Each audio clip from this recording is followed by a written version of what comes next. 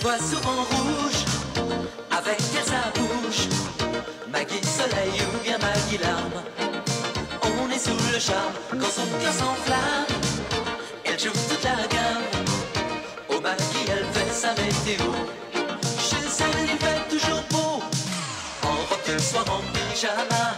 Elle est la même, elle change de crème, elle change d'extrême, mais elle change pas.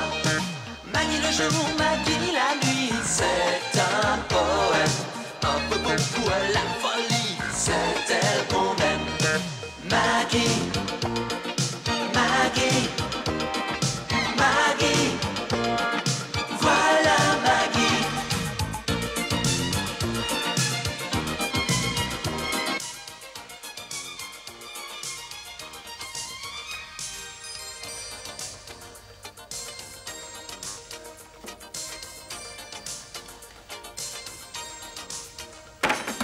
Hein, Maggie? Oh! Mais qu'est-ce qu'elle fiche, Rose? Maggie vous a pas dit quand elle rentrait?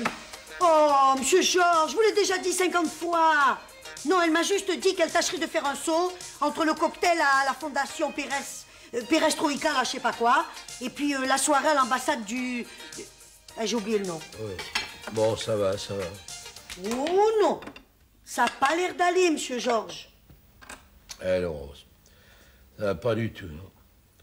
Depuis que Maggie a écrit cette espèce de best-seller à la manque, là, je la vois plus.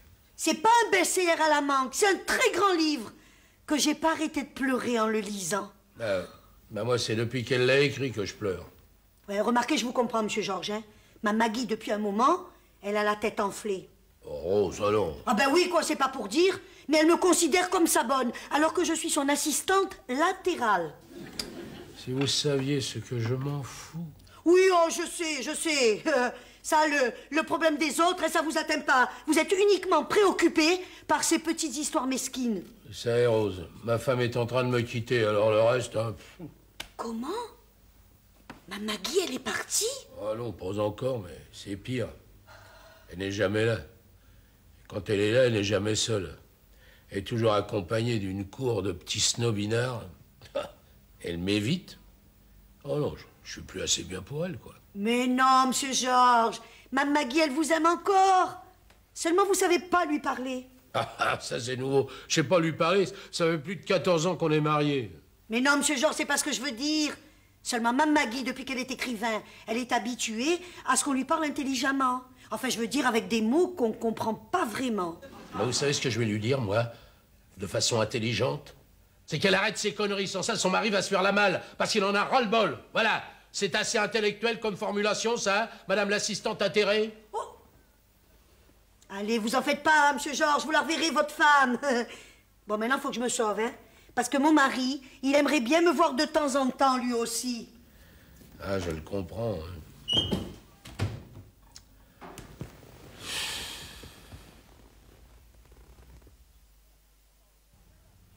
Oh non, non, vraiment, ma chère Maggie, vous êtes trop modeste. Vous avez inventé l'anthropologie des banlieues riches. Oui, effectivement, on peut voir ça comme ça, mais c'est bien davantage une critique radicale du vide culturel et existentiel des banlieues de cadre. Cela préfigure la chute d'une classe, d'un système, je dirais même, d'une civilisation. Mais je suis entièrement de votre avis, chère Maggie.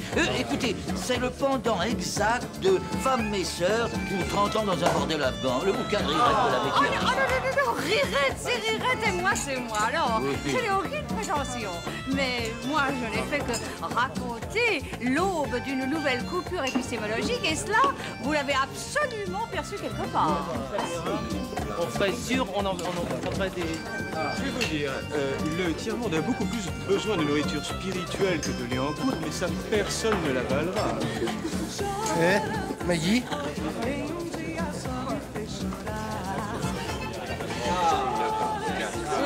C'est ça qui interpelle chez vous. C'est mal écrit, mal construit, aucun style, et ça, Je sais que vous l'avez fait exprès, comme un miroir tendu vers une classe qui se déglingue. Oh, mal écrit, enfin oui, si l'on veut, au second degré, comme une parodie de la sous-culture journalistique dont se repaissent tous ces crétins avec attaché quai. Maggie, Qui c'est ce bonhomme? Oh, Georges, tu es déjà là? Oui, bonjour monsieur. Maggie, qu'est-ce qui se passe? Ce qui me plaît, c'est votre vision transcendantale de la putain comme fantasme pulsionné de la bourgeoise recentrée. Oh, Marc-Édouard, vous avez su voir ça, mais vous êtes un génie. Maggie, Quoi encore? Georges, enfin, tu vois bien que Marc-Édouard parle. Qu'est-ce qui se passe? Eh ben justement, c'est ce que je voudrais savoir. Qu'est-ce qui se passe? Il se passe, mon petit bonhomme, que cette femme vient d'entamer le processus de destruction par l'intérieur. Je dis bien par l'intérieur. Une société qui vit ses derniers beaux jours. Et qu'alors, et qui vous êtes, vous? Oh, éditeur, attaché de presse, styliste. La télévision, vous travaillez pour la télévision, vous savez ce que je pense, hein? Complot mondial pour l'abêtissement de la race humaine. Sous-culture pathogène. Pathogène, je fais pas, mais je fais les téléviseurs, les machines à laver la vaisselle, les fours à micro-ondes. Consommez, fermez-la, on connaît vos méthodes, hein. Mais ça se réveille, hein, ça se réveille. Et vous aurez la gueule de bois le matin du grand soir. Et ça, vous le savez. Et c'est pour ça que vous n'avez pas parlé de mon dernier livre. Qui, moi? Non, moi, le plus grand écrivain de sa génération. Après Malraux, mais en plus subtil, hein.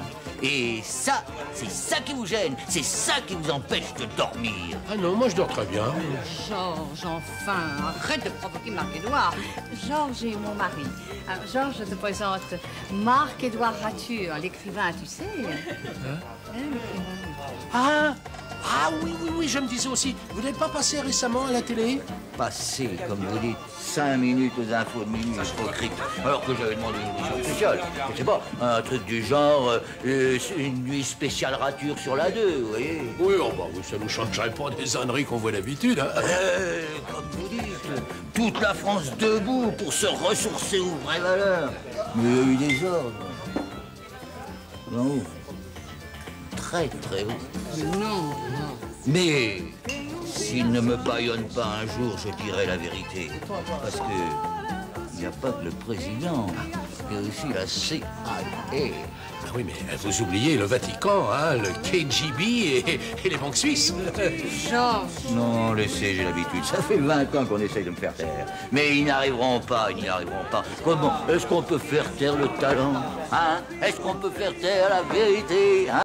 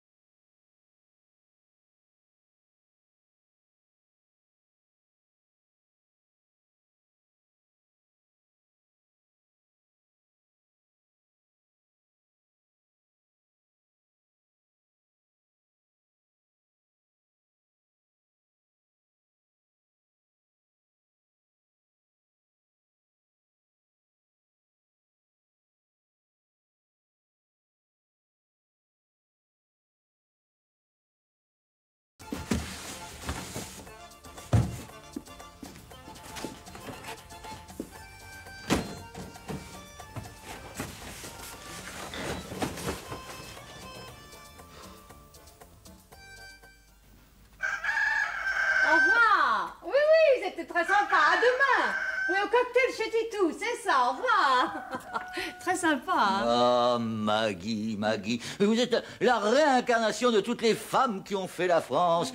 Margaret Thatcher, Mère Teresa, la Ciccioli. Oh, arrêtez, Marc-Edouard, vous me faites perdre la tête. Mais si, Maggie, croyez le philosophe, lisez l'écrivain, écoutez le dragueur. Ah, comme je le dis, dans mon dernier livre, avec les femmes, il n'y a que 2 positions, ou dessus, ou dessous. J'adore quand vous citez, vous faites ça si spontanément. Oh, Maggie, Maggie. Oh non, Marc-Edouard, ne soyez pas trop spontané tout de même. Repousser un poète, c'est une atteinte au droit de l'homme. Oh, et le droit de la femme d'aller se coucher, qu'est-ce que vous en faites? D'accord, allons-y. Ah non, oh, alors ça, chacun chez soi. Hein? Non, moi, je remonte chez moi et vous retournez chez vous. D'accord, puisque le rôle du poète, le karma du troubadour et la souffrance, je retourne dans la nuit glacée, triste et solitaire dans ma petite chambrette. Oh, pauvre Marc-Edouard, qui vit dans une pauvre petite chambrette d'à peine 200 mètres carrés au Plaza Athénée. Mais qu'importe le luxe matériel quand on souffre de misère affective. C'est pas au Plaza Athénée, c'est au Georges V. Oh, mon Dieu, Georges V. Mon Dieu, Georges. Oh, écoutez, Marc-Edouard, soyez gentil, rentrez chez vous maintenant. Bon, d'accord, mais alors je crains qu'à cette heure-ci, dans une contrée aussi sauvage que celle-ci, de ne pas trouver de taxi. Alors si vous pouviez me prêter votre véhicule automobile. Oh, mais bien sûr. Tenez, elle est garée devant, vous savez Très où? bien, très bien. Voilà. C'est idiot, mais à cette heure-ci, les banques sont fermées. Alors, si vous pouviez me prêter 500 francs, que je vous rentrerai demain avec votre voiture. Mais volontiers. Tenez. Merci beaucoup. Au revoir. Oh, il est un peu tout fou, mais il est charmant et si bien élevé. Maggie, qu'est-ce qui se passe? Hein? J'étais endormi dans le garage, j'ai entendu un grand bruit, comme un accident de voiture. Mais non, mon nounours. C'est normal qu'endormi dans le garage, tu es rêvé d'accident. Tu as dû faire un cauchemar, c'est tout. Ouais, c'est ma vie qui est un cauchemar, oui. Depuis que t'es devenu un grand écrivain, moi, je reconnais plus ma petite Maggie. Oh non, Jean, ça va pas recommencer. Ah, ça n'arrête pas, tu veux dire. Je vois jamais ma femme. Alors, un soir, elle était à un cocktail au ministère de la Culture, un autre, un raout au Negresco. Mais non, pas au Negresco.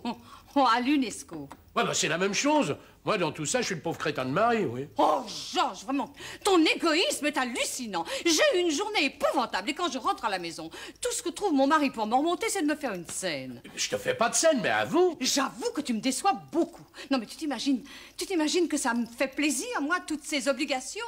Ça fait partie de mon métier, c'est tout.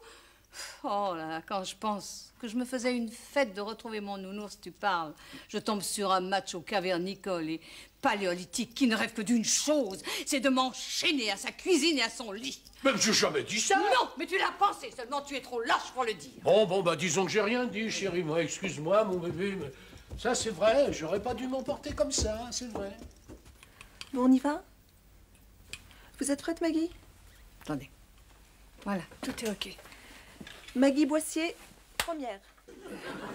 Marguerite Boissier, Maggie devrais-je dire. Oui. Vous nous recevez aujourd'hui dans ce bureau de la mairie du Vésiné, à la porte duquel sont venus frapper une foule de désespérés, de cas sociaux, qui sont à l'origine, nous n'en doutons pas, de votre roman, ce fabuleux Cri dans la nuit. Oui.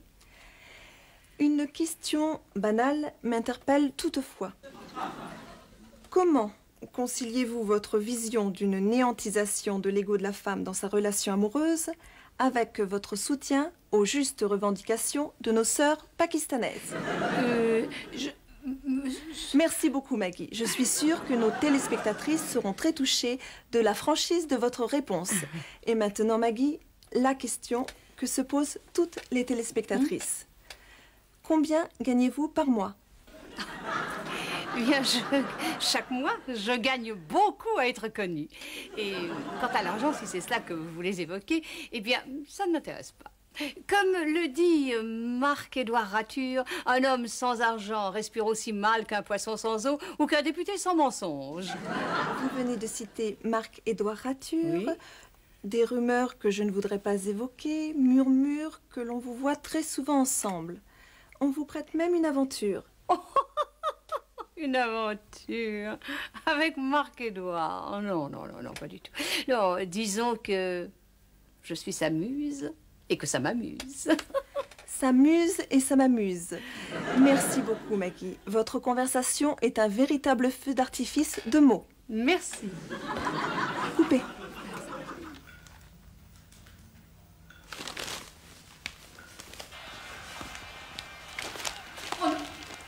Oh non, Georges! Quoi? Non, mais tu le fais exprès. Enfin, tu as décidé de gâcher cette soirée. Mais qu'est-ce que j'ai fait de mal? Écoute, je lis tranquillement mon journal et toi tu... Mais justement, je t'ai demandé de lire l'essence des sens. Oh oui, oh, bah, je sais. Mais, savoir-vivre et sexualité chez les propriétaires de BMW. Je l'ai lu ton truc. Mon truc. Oh, le dernier livre de Marc-Édouard. Ouais, oh, bah ton Marc-Édouard, pour le savoir-vivre, il se pose là. Hein. Ça fait 3 heures qu'on attend monsieur pour passer à table. 2h45 exactement. Oh, Oh non! Oh Ouais. non! Alors l'équipe et le foot! Mais de quoi j'ai l'air, moi? Mais enfin, Maggie, c'est le match contre l'Afrique du Sud. Alors ça, de mieux en mieux, Georges. Alors non seulement tu ne t'intéresses qu'à l'argent et au sport, mais en plus, tu soutiens des régimes fascistes et racistes alors qu'on passe l'intégrale de Stockhausen sur la 7. Ma Maggie, Oui. vous croyez qu'il va m'interroger? Je voudrais vous demander votre avis sur un passage. Mais oui, bien sûr, ma petite Rose, demandez-moi. Oh, merci. Attendez, voilà, hein. J'ai marqué la page.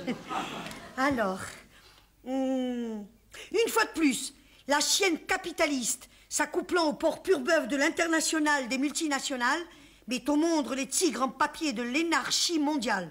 Résultat, les rats quittent le navire et les requins avalent les couleuvres du libéralisme comme des veaux châtrés. Qui croira après ça que l'homme est un loup pour la femme? C'est le zoo de Vincennes. Georges! Écoutez, sur un problème aussi grave, je ne voudrais pas dénaturer la pensée de Marc-Édouard. Alors je crois que le mieux serait que vous écriviez à son éditeur qui transmettra. Et si je lui posais la question directement? Oh non, je ne pense pas. Non, il risquerait de mal l'interpréter. Vous savez comme il est attaché à la protection de la nature. Tu sais, Maggie, il est minuit, hein, presque. On devrait commencer, non? Oh, Georges, enfin. Ce pauvre Marc-Édouard s'est libéré de 3 invitations pour venir ici et toi, tu voudrais lui faire ça? Oh non, mais enfin, quand même, on avait dit 9 heures. Oh, c'est bien toi, ça. Oh. Mais enfin, tu sais bien que il est du dernier mauvais goût d'arriver pile à l'heure à une invitation. Pourquoi pas en avance pendant que tu y es? Oui, mais là, ça fait 3 heures. Hein. Oh, 3 heures, tu exagères toujours tout. D'ailleurs, Rose, allez ouvrir, tu vois. Mais tu vois comme il est délicat. Il arrive tard pour nous libérer tôt. Ah, c'est pas lui qui s'incrusterait, hein, c'est ça.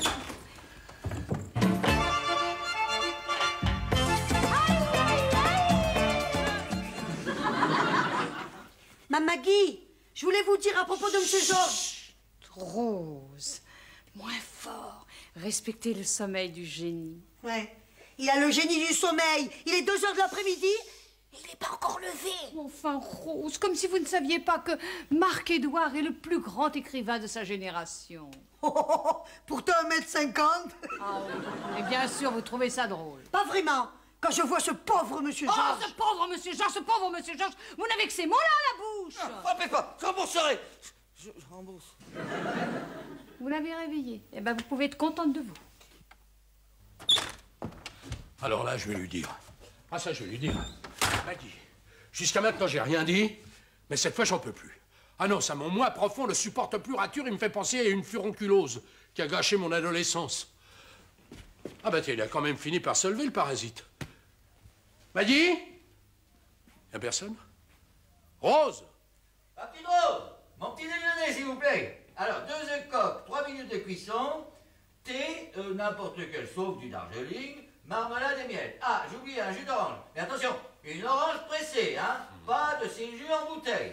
Ouais, je vais aller te le faire bouffer moi-même, ton petit déjeuner. Attends un peu, mon salaud!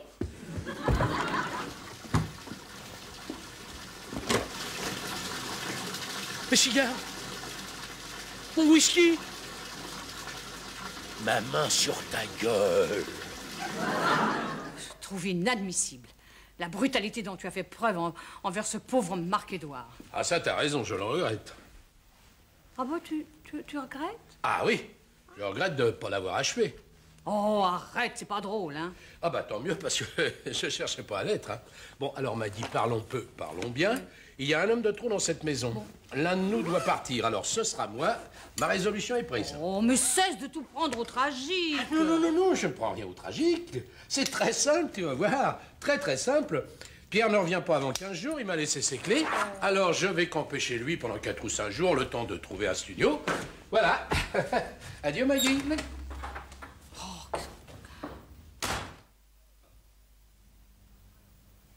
4 heures du matin. Que dis-je, 4h05 du matin. Et c'est à cette heure-là que tu ne rentres pas? Oh mon Dieu, où peut-il bien être? Adultère! Oh, hypocrite! Ah, ne viens pas me raconter que tu fais tes comptes au magasin. J'ai téléphoné, ça ne répond pas. Oui, qu'est-ce que c'est encore? Oh, Maggie, je le savais. Vous aussi, vous ne dormez pas. Vous aussi, vos jambes tremblent, vos lèvres frémissent, votre pression s'accélère, votre imagination s'affole. Non, c'est pas de l'imagination, c'est un fait. 4h10, c'est toujours pas là. Non, mais vous vous rendez pas compte? Si, je me rends compte. C'est pourquoi il faut que l'un de nous fasse le premier pas. Oh, Maggie. Oasis de féminité sur mon désert créatif, enfin, je veux dire. Oui, vous voulez dire qu'il est tard et qu'il faut aller se coucher? Exactement, couchons-nous. Oh là là, 4h10. Allez, au boulot.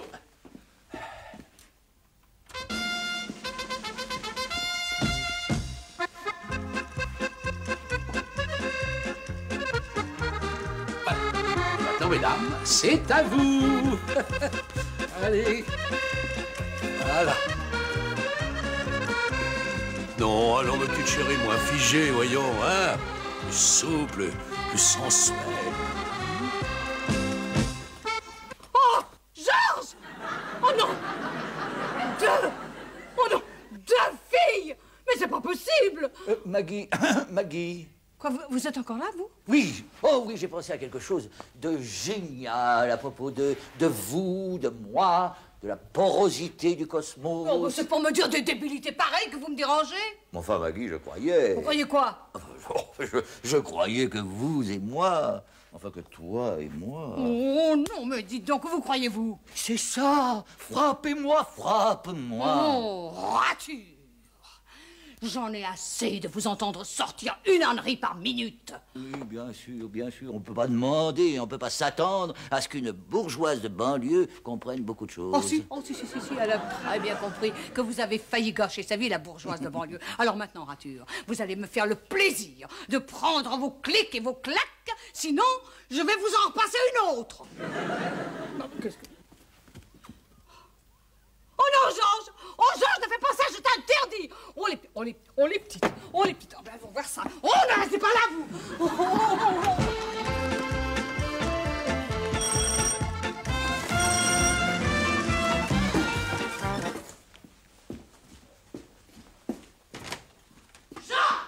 Georges, ouvre-moi! Ah, c'est impossible, madame, le docteur ne reçoit pas. Bon, Georges, alors maintenant, tu vas me dire où elles sont! Mais qui ça? Mais les filles! Celles que tu ramènes à la maison pour tes orgies! Des filles, moi? Oh, ça va, hein? Ne fais pas l'innocent! Georges, je demande le divorce! Ah, mais t'en fais pas, c'est déjà fait. Oui, eh ben sortez! Sortez de là! Quoi? Qu'est-ce que tu viens de dire? J'ai dit, t'en fais pas. Non, juste après. C'est déjà fait. Alors là, Georges, que tu me trompes avec ces traînées minables, passe encore, c'est de ton âge, mais que toi, tu demandes le divorce avant moi! Marguerite, ma chère amie, un peu de calme. Que ma femme se prenne pour Marguerite Durail, passe encore. Qu'elle me prenne moi pour un con de commerçant qui, malgré tout, lui a fait une vie assez facile jusque-là, passe encore. Qu'elle installe chez moi, sous mon propre toit, un petit écrivain minable, frémailleur et raté, passe encore.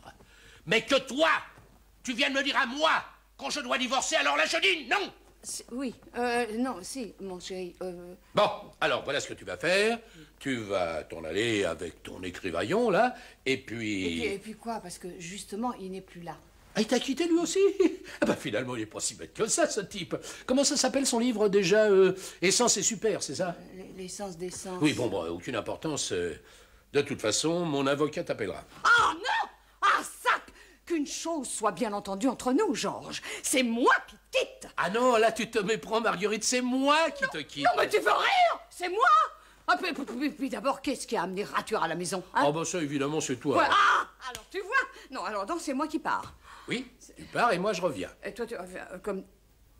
Mais oui, je reviens, Marguerite. T'as encore besoin de moi, voyons. Hein? Ce sera un suicide, un crime de te laisser partir avec ce type-là. Oh non, mais parce que je viens justement de te dire qu'il était plus là. Hein. Eh ben, justement. Hein? Justement, tu t'imagines, toute seule, dans cette grande maison vide, à ton âge. Non, mais dis donc, je t'en remercie. Et toi, t'es petite là, qu'est-ce que tu vas en faire, tes petites amies? Ah ben, j'en ai plus besoin maintenant, alors allez hop, à la poubelle, au feu. Oh! Georges! Tu vois comme tu traites les femmes! Espèce de landru! Ah ben, je les traite comme elles le méritent, hein. Tiens, tiens. Regarde-les. Oh, c'était ça! Oui. Oh, mon nounou! Et je me disais bien aussi que ces pauvres filles étaient plates comme des planches à renverser. Titi! Oh, mon pauvre nounou, va. Je suis sûre que tu n'as même pas dîné, hein? Oh, et tout ça par ma faute. Mais ça ne se renouvellera plus, tu vas voir. Il n'y aura pas de geisha plus geisha que moi. Oh. Maggie, je ne voulais pas partir sans vous avoir revu. Oh, eh ben voyez-vous, pour moi, c'est tout le contraire. Je ne veux plus vous revoir. Alors maintenant, vous partez, hein? Oui, cher ami, il serait bon que de votre présence, vous libériez l'espace. Sans quoi, vous me verriez absolument contrit de ne pouvoir dominer plus longtemps mes pulsions les plus primaires. Oui, je vois que t'en traves que dalle, mon pote, alors je vais te traduire en français. Tu t'arraches immédiatement. Sans ça, moi, je vais te bastonner la tronche jusqu'à ce que tu gicles. Tu me reçois? 5 sur 5. Mais j'allais partir. Mais vous voyez, c'est bête. À cette heure-ci, les banques sont fermées. Alors, si vous pouviez... Oui, eh bien, faites de l'autostop, cher ami. Pour vous, ce sera une telle aventure que vous pourrez en tirer un livre où, enfin, il se passera quelque chose.